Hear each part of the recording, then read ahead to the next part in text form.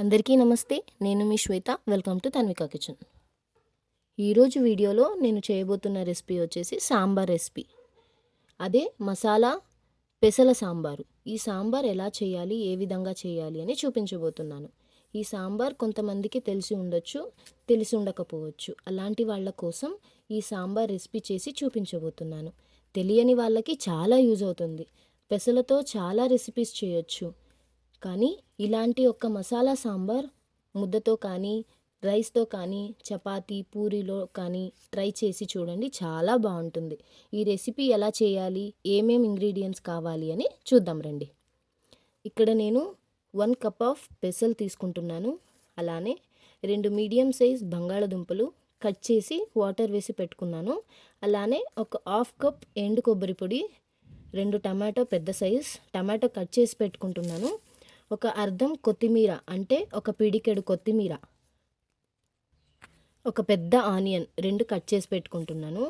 పొడవుగా 2 ఇంచుల అల్లం ఇలా కట్ చేసి పెట్టుకుంటున్నాను. ఒక 8 నుంచి 9 వెల్లుల్లిపాయలు తొక్క తీసి పెట్టుకుంటున్నాను. ఇవన్నీ మసాలా రుబ్బుకోవడానికి. ఇప్పుడు పోపు కోసం కొద్దిగా పచ్చి కరివేపాకు, కారం కోసం ఇక్కడ 1 టేబుల్ స్పూన్ ఎండు కారం పొడి తీసుకుంటున్నాను. 2.5 టేబుల్ స్పూన్ ధనియాల పొడి తీసుకుంటున్నాను. ఒక హాఫ్ టీ స్పూన్ పసుపు, ఇక్కడ 1 టీ స్పూన్ సోంపు, 1 టీ స్పూన్ గసగసాలు, అలానే ఇక్కడ 1.5 ఇంచ్ చెక్క, అలానే 3 నుంచి 4 లవంగాలు తీసి పెట్టుకుంటున్నాను. టేస్ట్కి తగినంత ఉప్పు, పోపుకి సరిపోయేంత నూనె. ఇప్పుడు చేసే విధానం చూద్దాం. మొదటిగా పెసళ్ళని నానబెట్టాలి అనే అవసరం లేదు, అలానే డైరెక్ట్గా చేసుకోవచ్చు. సో నేను ఈ రెసిపీని కుక్కర్లో చేస్తున్నాను. అందుకోసం ముందుగా స్టవ్ మీద కుక్కర్ పెట్టుకొని అందులో 2 టేబుల్ స్పూన్ ఆయిల్ వేసుకొని, పచ్చి మసాలా చేసుకుంటే దాని టేస్ట్ వేరేలా ఉంటుంది. అలానే మసాలాని ఫ్రై చేసి వేసుకుంటే చాలా టేస్టీగా కూడా ఉంటుంది. త్వరగా పాడవద్దు సాంబార్. ఇప్పుడు ఇందులో నేను కట్ చేసి పెట్టుకున్న ఉల్లిపాయ, వెల్లుల్లిపాయ, అల్లం వేసుకొని అందులోనే గసగసాలు, చెక్క, లవంగం, సోంపు ఇవన్నీ వేసుకొని ఆనియన్ అర్ధ భాగం ఫ్రై అవ్వాలి. అలా ఫ్రై అయ్యేంత వరకు ఫ్రై చేసుకుందాం. ఇలా చేసుకోవడం వల్ల సాంబార్ టేస్ట్ కూడా చాలా బాగుంటుంది. ఈ ఆనియన్ అర్ధ భాగం ఫ్రై అయ్యేటప్పుడు ఒక పుల్లటి టమాటో వేసుకుందాం. నార్మల్ టమాటో అయితే 2 వేసుకోవాలి, నేను 2 టమాటోలు వేసుకుంటున్నాను. ఇవన్నీ వేసుకుంటూ మంచిగా ఫ్రై చేసుకుందాం. ఈ టమాటో ముక్కలు కూడా పూర్తిగా ఫ్రై అవ్వాల్సిన అవసరం లేదు. జస్ట్ అవన్నీ మంచిగా వేడయ్యి కలర్ చేంజ్ అయితే చాలు. ఒక 2 నుంచి 3 నిమిషాలు ఈ మసాలాని ఫ్రై చేసుకుంటే చాలు. ఇప్పుడు దీన్ని చల్లారనివ్వాలి. నేను స్టవ్ ఆఫ్ చేసేసాను. స్టవ్ ఆఫ్ చేసి ఇందులో ఇప్పుడు లాస్ట్లో ధనియాల పొడి వేసుకుంటున్నాను. వేడిగా ఉన్నప్పుడే వేసుకోవాలి, అప్పుడు ధనియా ఫ్లేవర్ అనేది సాంబార్లో అలానే ఉంటుంది. మీరు డైరెక్ట్గా వేస్తే ఆ రుచి రాదు. సో ఇది ఇంకా త్వరగా చల్లారడానికి కొద్దిగా నీళ్లు వేసి అలానే ఉంచుతున్నాను. స్టవ్ ఆఫ్ చేసి తర్వాత మీరు ధనియా పౌడర్ మళ్ళీ వాటర్ వేసుకోవాలి.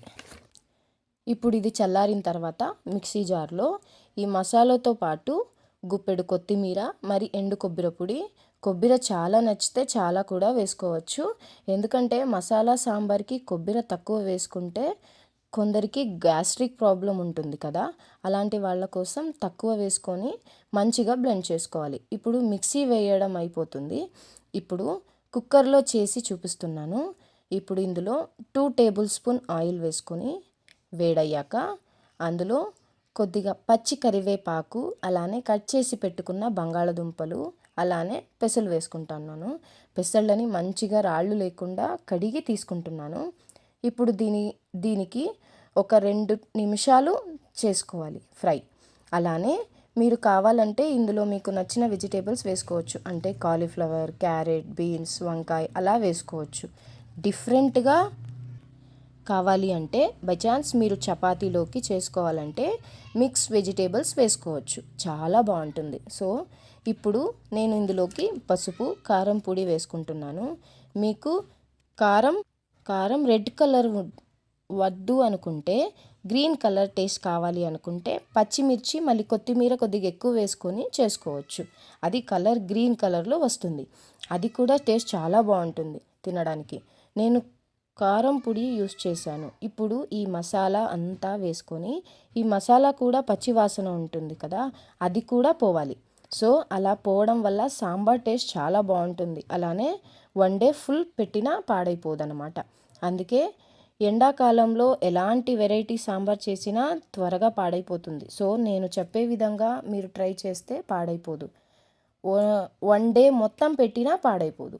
ఈ సాంబార్లో బాయిల్ అయ్యేటప్పుడు ఇందులో ఉప్పు వేసుకుంటున్నాను. అయినంత వరకు వంటల్లోకి నేను కల్లుప్పు వేస్తాను. కల్లుప్పు వేస్తే టేస్ట్ చాలా బాగుంటుంది. ఇప్పుడు ఉప్పు వేసాను, మంచిగా బాయిల్ అవుతుంది కదా. ఇలా నేను చెప్పినట్టు చపాతీలోకి, పూరీలోకి, రోటీలోకి తినాలి అనుకుంటే కొద్దిగా చేసుకోవాలి. ఒకవేళ ముద్దలోకి, రైస్లోకి అయితే కొద్దిగా పల్చగా ఉంటే బాగుంటుంది, టేస్టీగా ఉంటుంది. నేను ఈ సాంబార్ని రైస్లోకి పల్చగా చేసుకుంటున్నాను. ఇప్పుడు ఇందులో వాటర్ వేసుకుంటున్నాను. అప్రాక్స్ 1 నుంచి 2 గ్లాసుల వాటర్ వేసుకోవాలి. సాల్ట్, కారం చూసుకొని సరిపోయిందో లేదో చూసుకొని మీరు కావాలంటే మళ్ళీ వేసుకోండి. ఇప్పుడు మంచిగా కలుపుకుందాం.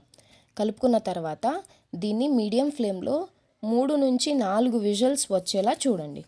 మీరు పెసళ్ళని నానబెట్టి గనక సాంబార్ చేస్తే 1 విజిల్ చాలు, లేకపోతే 3 నుంచి 4 విజిల్స్ పెట్టాల్సి ఉంటుంది. మీరు కడాయిలో గనక చేసుకునేలాగా ఉంటే పెసలు నానిన తర్వాత ఉడికిపోతుంది త్వరగా. చూడండి, 3 విజిల్స్ అయ్యాక తీసేసాను. ఇలా ఉంది. ఇలా పల్చగా ఉంటే బాగుంటుంది. ముద్దలోకి, రైస్లోకి చాలా బాగుంటుంది. సో ఇప్పుడు రెడీ అయింది. నేను చెప్పే విధంగా కొలతలతో తీసుకుంటే చాలా బాగుంటుంది. మరి ట్రై చేసి టేస్ట్ చేశాక మీ ఫీడ్బ్యాక్ని నాతో షేర్ చేయడం మర్చిపోవద్దు. వీడియో నచ్చితే లైక్ చేయండి, మీ ఫ్రెండ్స్కి, ఫ్యామిలీస్కి షేర్ చేయండి. మరిన్ని టేస్టీ సింపుల్ రెసిపీ కోసం తన్విక కిచెన్ ఛానల్ని సబ్స్క్రైబ్ చేయండి.